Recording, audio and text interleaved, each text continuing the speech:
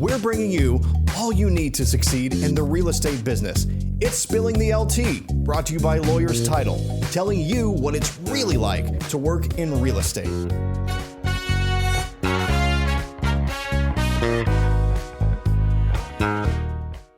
Welcome back. My name is Tamara Gady. I am your host. And today we are doing part 2 of a podcast that I just recorded with my special guest about how to get deals done through 2022 and what's going to happen in the market. So now we're going to take that information and apply it so that realtors have some strategies that they can use, not only with content on social media, but also when they're having conversations with their buyers and sellers, and also applying that to how they're writing their contracts. But first, again, my name is Tamara Gady. I'm your host. If you like my content, you're really going to love my escrow team. So let's get a conversation going about your title needs. And you can reach out to me on all of my social media platforms. I would love to hear from you, and let me see how I can help you get your business to grow. Bob Johnson was on part 1 of my podcast, so of course he's on part 2 of my podcast. Bob Johnson is actually known as Bob Mortgage, and he is a lender savant. That's what I'm going to call you today. That's your new name, lender savant. And so thanks, Bob, again for being my guest. Let's dive right into it. So we just got done talking about home appreciation values, how buyers are going to be able to afford housing going forward with a rise in interest rates. But, we're not going to sit in that negative pocket here. We're going to talk about some solutions for our realtor clients. So how are we going to take the information that we just discussed and turn it into value for our realtors? Yeah. Let's start with maybe some, unless you have somewhere else you want to start, which you can, maybe how do we apply the market knowledge to conversations we're going to have on social media, doing videos, doing content, things like that? So I'm gonna flip my lender hat off and I'm gonna put my media hat on. Got it. Right. BX Media is in the house. BX Media. So now I'm off of Bob Mortgage on to BX Media. So this is definitely a media piece, and you could have the best website in the world, but if nobody knows how to get to it, you're not going to have any visitors. You could have the amazing amount of content, but if you don't ever distribute that content, you're never going to have the attention of your client, right? So this is really about how do you use the content that you have, what's up in your head, right? What you've gained through your economic forecast, what people read in Inman, what they see from other people's, social media profiles, or what they see from other articles or emails that they get. How do you use that? And should you, right, to be able to put that out there on social media? So I think the easy answer is, should you use it? Yes, 100%, absolutely. Yeah. And I swipe and adapt, right? People should swipe and adapt content and make it their own. I call it plagiarizing. Yeah, well, I like swipe and adapt. I'm very good at it. But you know what? Swipe and adapt is a good one, but a lot of the conversations I've been having with Kyle Draper right now is taking those everyday questions.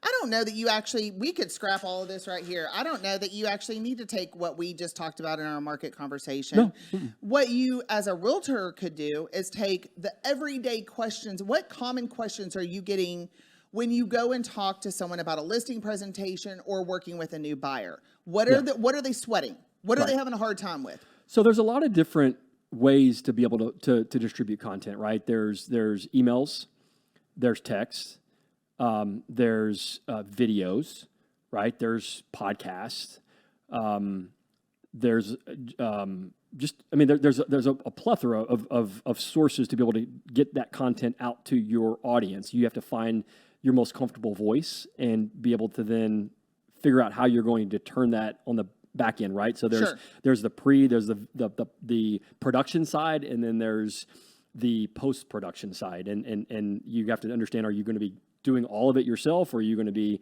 hiring out a portion of that, right? Because that's where we have found most people will get bogged down and they don't know what to do, or they know they want to do something, but they stop, right? Because they don't know how to do everything. So they just they just stop. So that's where kind of BX Media came into play. But, I think that, and I just went off topic for a second, so point me back in the right direction. I'm supposed to help you get back on the track? Yeah, I know. Okay. I know. It was that Celsius I just drank. So kind of what I put on the table, instead of taking what, I mean, I still want people to listen to the previous podcast, right? Yeah. Because there was a lot That's of right, golden the how-to. nuggets in Yeah. there about how realtors can have more conversations with their clients. But you're already hearing what the issues are in the market as a practicing realtor. Well, they live in the content. People, Correct. they do get analysis by paralysis because they stop and they try to figure out, okay, now I need to go home and write down the 5 questions that I had and then do a video and all that kind of stuff. If you truly will live in the content, and when you had a conversation with somebody, as soon as that conversation's over, turn the phone around and do a quick, like, hey, and I call these like challenge solutions, right? I do this like the 1-minute mortgage solution. Sure. I do that for my mortgage business, but the agents can do that for their real estate business and just be able to turn the phone around and have a quick conversation. Hey, I just had a phone call with a particular client and this was their challenge or this was their question. And here's my solution or here's how I answered it, right? And so now you have a question or challenge, and then you have an answer or a solution that can be used in video format, in a reel, TikTok reel, IG reel, an Instagram post, Facebook, whatever, or it could just be audio that's distributed out there, or you can take it and put it out there in text format on any of your social platforms, right? So you don't have to overthink a lot of that stuff. It's just capturing the challenge, solution, question, answer in the moment, because our lives are so all over the place that if you don't do it in the moment, you're probably going to forget about it, and life is going to happen, and you're not going to remember to do that phone, turning it around and doing Okay, it well, that way. that's easy for men to say because sometimes us ladies aren't camera ready. So I'm okay with women writing some things down and coming back to them later, because I wouldn't want to do it while you should see me when I go to the grocery store.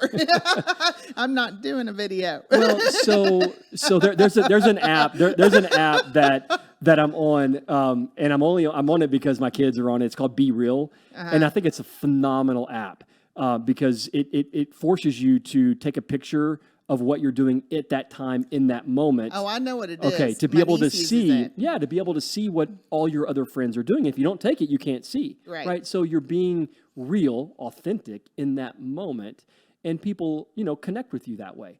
I agree with you. There are times when you're probably not properly positioned to take a video, in your most authentic self, but at the same time, sometimes we're a you don't little have to too look perfect. authentic, Bob. Yeah, you don't have to look perfect to do it, right? Because that's what your client probably looks like sometimes as well. Oh yeah, right. We've had that they're okay conversation with today. that. Yeah, they're okay with that. Well, I think I really like the idea of, while we might agree to disagree on the take it right then video part.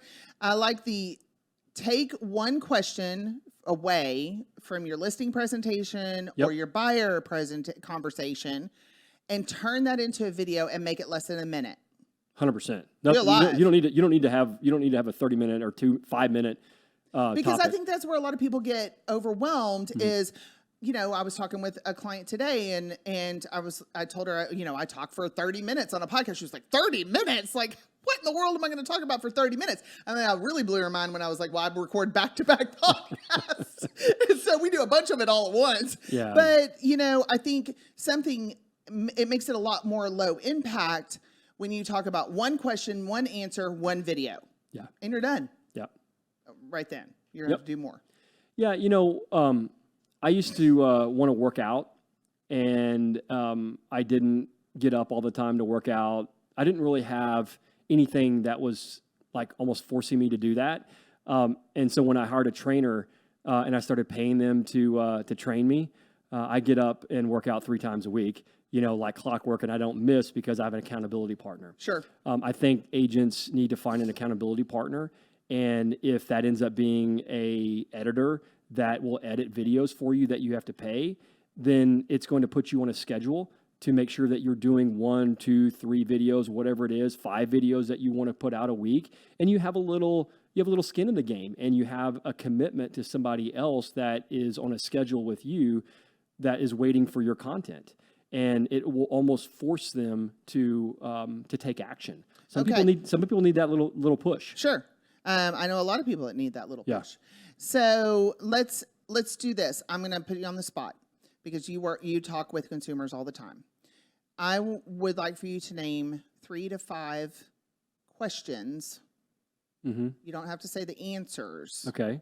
Just questions that you're getting from consumers right now in this market that realtors could answer, not in the depth that you could answer, okay, to do a video on. I want 3 content ideas based on current market conditions for realtors. Sure.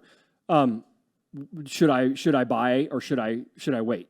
Right? Should I buy now or should I wait to buy? Okay. Okay. What would this home have cost me if I would have bought in 2020 versus what it's costing me today? Is it a better investment to buy now, or what would happen if I wait to 2023? That's kind of like the same kind of question, but very specific as it relates to price. I mean, we talked about in the normalizing market, are home prices, are we depreciating in our market, or is it more of a normalized market? What's happening with home prices? I mean, because that's what everybody's kind of really focused on, is the pricing side. But then you can get into what's a better location to be able to purchase in. If I'm looking for a payment of $2,500, or if I'm looking for a sales price of $450, what's my best neighborhood for value? You know, that, like something like that. I would do like questions that an agent would get asked. Is that what we're also talking about, or is it just absolutely. what I get asked? Well, we're creating content for them, ideas for them right now. Okay. That's basically what we're gonna do. Yeah. But what I wanted you as a realtor. So I'm a realtor. I'm Tamara Gady. I'm a real estate agent. I work in Frisco, Texas. Right. I want to do video, but I don't know what to talk about. But I want to do video based on what's happening in the market right now, what consumers are concerned about. Because when my clients watch my video, I want them to know that I'm an expert in the local market, right? And what's happening right now. Yeah, so I would definitely start with any type of challenge or solution, right? So, I mean, that's what I think people love to hear, is because they can identify with challenges, and then when you provide the solution, it ties it up in a nice little bow that you're the expert in whatever that challenge was, and that kind of then provides more of that social proof, right? So whether that's a buyer that is challenged with getting into this market with little to no money out of pocket, whether that's a buyer that was challenged with making a purchase because the market was at higher interest rates, but the solution was an ARM product or whatever. The challenge would be the buyer thinking that they couldn't afford to be able to purchase in today's market because of interest rates and home prices, and then tying that together with like seller contributions that focused on the buy down of interest rates and got their payment where they wanted to. But I think you're going into more lender world here. But it's still the same thing for an agent, because the agent is dealing with that on the front end. They're hearing it before the lender does. The client is saying, I would like to be able to purchase, but I want to wait until the market gets a little bit more soft. Well, why do you think the market's going to get soft? Right. If interest rates go down, there's going to be more buyers that are going to be looking to buy a house, which is only going to further increase home prices, because it's not like inventory is coming out everywhere, and we have 6 months of inventory. I mean, it's not going to happen if interest rates go down. It's going to get harder. So it's really being able to tie all that together from 2020 to where we are today, because if we get to that lower market where we were in 2020 and 2024. We're back to the same place. Money is in the 6 to 7%. Well, 5. You said 5 to 7, depending on the product. Sure. But we have, and in September as of September we have 2.3 months of inventory. Right. In Collin County. Right. 2.3. Right. A normalized market is 4 to 6. A buyer's market is 6+.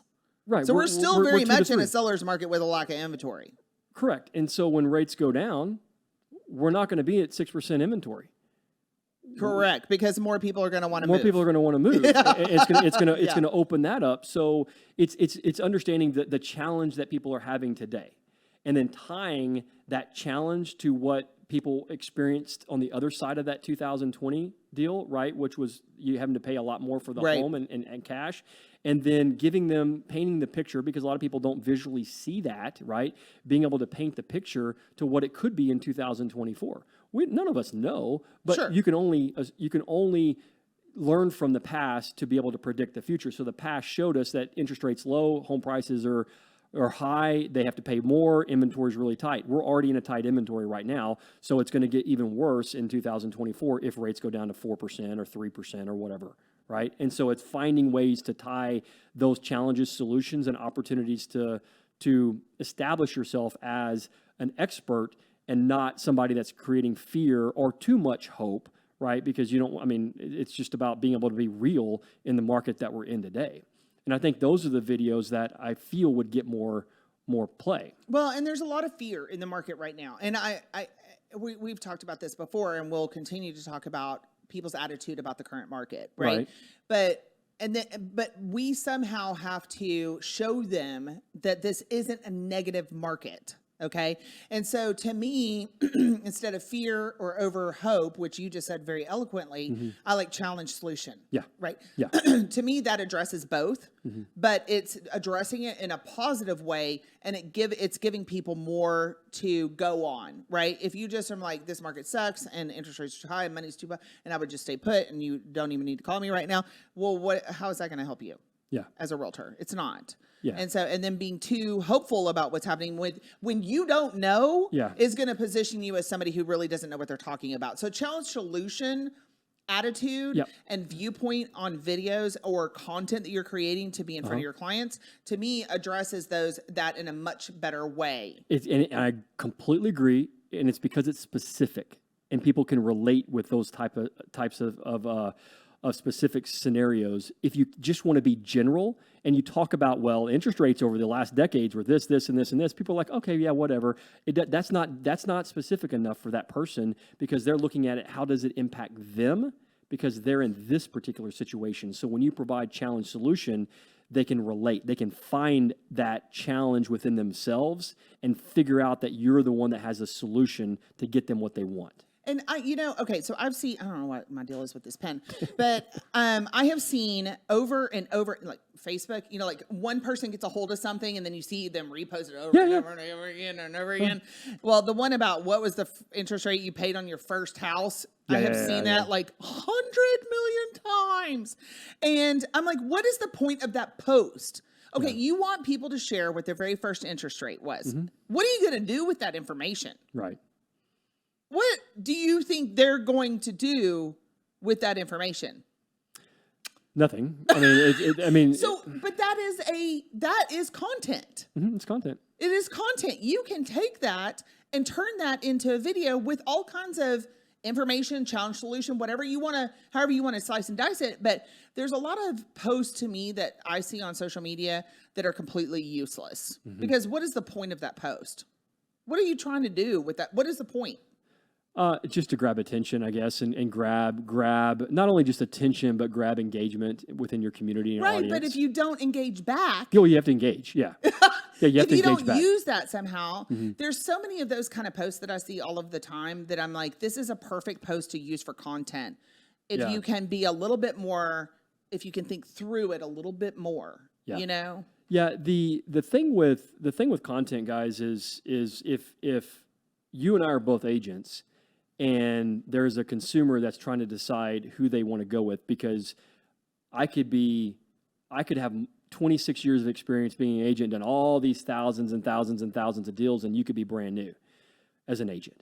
But if that consumer starts searching your profile and they see hundreds of pieces of content centered around challenges and solutions, whether they were yours or not, but it's how it's framed, and obviously there's no black or white. It's always, you got to stay right in the middle. You got to stay authentic, and you got to stay truthful. That this is a challenge that you had heard of, and this is the solution that was experienced. People don't even hear heard of or who did it, but they're hearing challenge and solution. So it's something that is validating you. If I don't put out the content at that frequency, they may never know how great I am. I just may be telling them, but that's not social proof, right? It's like people look at reviews and things like that, but I think the content that's being distributed even by you would be more valuable to that consumer than any review that's put out there on Facebook or Instagram or social media or Google business or anything like that. I don't even buy into that stuff. I just look at social proof. right? And people talk a lot about that, but I see it in videos. It's changed my business over 26 years. It's changed my media company. It's changed everything that we do. God, I feel like you're channeling Kyle Draper.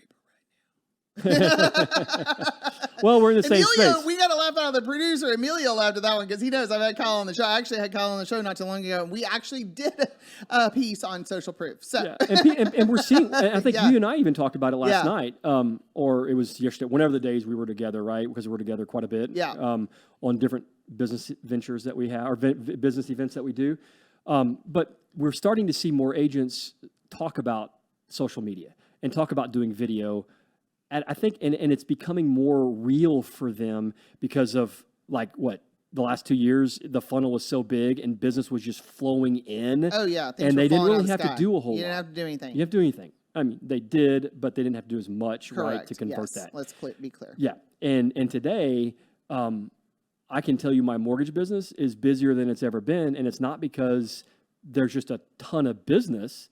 We're just working to create more business through media and through conversations, which has then created more business. Right. And so you find yourself working maybe harder and smarter at the same time with using all the media. And I think agents are starting to get smart to that and realizing, okay, I need to invest. I need to spend money and do these types of things and make a commitment. Otherwise, I'm going to get left behind, which they will. 82% of consumer content is now video. Yeah. Consumers are consuming video content. Mm-hmm. This was, I think, last year's stat. It's going to be more. I've been using that stat for a while. Well, look, I'll say this right now. I'll say this right now. They have to be willing to invest. For sure. Because most of them, most agents, most people in general aren't going to be able to put it all together, right? That's why Kyle has his business. That's why we have our business. That's why there's plenty of them out there, right? That help, because they have the ability to communicate it, but then it never goes anywhere, and there's no outcome to it. There's no funnels. There's no retargeting. There's no call to actions. There's nothing like that happens on the back end to actually turn that client or turn that watcher into a potential customer or a customer. That's what funnels do. They start opting in and they start seeing things, and then you're realizing that you have a more connected audience and a more connected potential client that you could reach out to them and speak to them specifically about the things that they're most interested in. Right? That's how you build your community and your network. It's not waiting for them to call in. No. You're doing it through the videos and the content that you can put in front of them when you're able to track that stuff. And hey, guys, I think this is a great place to start, but I want to stop, not start. We already started. Yeah. But I want to end with, Bob has a very valid point. So there is content all around you. Once you actually start doing videos and you start creating content, you find it everywhere. You don't really have to work that hard for it anymore.